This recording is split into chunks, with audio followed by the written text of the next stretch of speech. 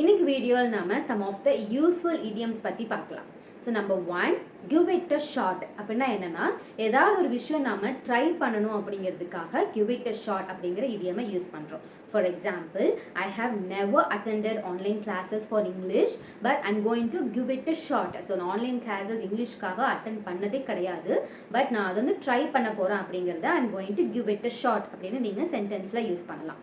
Number 2, a piece of cake. இந்த idiom எதுக்கு use பண்ணுவோம் அப்படின்னா something which is very easy for you. அதாவது ஒரு விஷயம் நம்ம பண்றது வந்து அது எனக்கு ரொம்ப ஈஸி அப்படிங்கறத நீங்க a piece of cake அப்படிங்கிற idiom நீங்க யூஸ் பண்ணலாம். For example, playing football is a piece of cake for me. Football விளையாடுறது எனக்கு ரொம்ப ஈஸியான விஷயம் அப்படின்னு நீங்க சொல்லலாம்.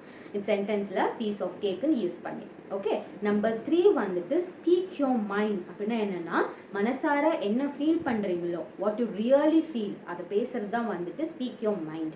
Okay, for example, my mother always speaks her mind. அவங்களுக்கு என்ன மனசு தோணுதோ அவங்க என்ன ஃபீல் பண்றாங்களோ அதை அப்படியே அவங்க பேசிடுவாங்க. இதுதான் இதோட இடியம்க்கு உண்டான மீனிங். நம்பர் 4 என்னன்னு பார்த்தோம்னா பி இன் ட்ரபிள் அப்படிங்கிற வேர்டுக்கு என்ன இடியம் யூஸ் பண்றாங்க அப்படின்னா பி இன் ஹாட் வாட்டர். அதாவது ஒரு ட்ரபிள் இருக்கும் அப்படிங்கிறத வந்து நம்ம பி இன் ஹாட் வாட்டர் அப்படிங்கிற இடியமை யூஸ் பண்ணலாம். அதுக்கு எக்ஸாம்பிள் என்னன்னா Nishvanth was in hot water with his mom because he took her phone without asking. So permission இல்லாமல் அம்மா ஃபோன் எடுத்தங்காட்டி ஹீ இஸ் இன் ட்ரபிள் அப்படிங்கிறத வந்து நம்ம he is in hot water with his mom அப்படிங்கிற இடியமை யூஸ் பண்ணலாம் சென்டென்ஸில். ஸோ ஃபைனலாக பார்த்தோம்னா it cost me an arm and a leg அப்படின்னா என்னன்னா it's something which is very expensive. ஒரு விஷயம் நம்மளால வாங்க முடியாது, அது ரொம்ப எக்ஸ்பென்சிவாக இருக்கு அப்படின்னா நம்ம it cost me an arm and a leg அப்படிங்கிற இடியமை யூஸ் பண்ணலாம். For example, the dress is lovely but it cost me an arm and a leg.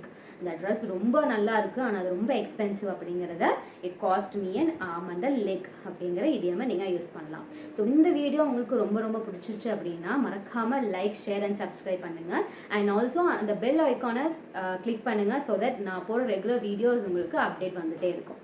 So இதே மாதிரி நெக்ஸ்ட் வீடியோவில் பார்க்கலாம். Until then, bye from Nitya. Thank you.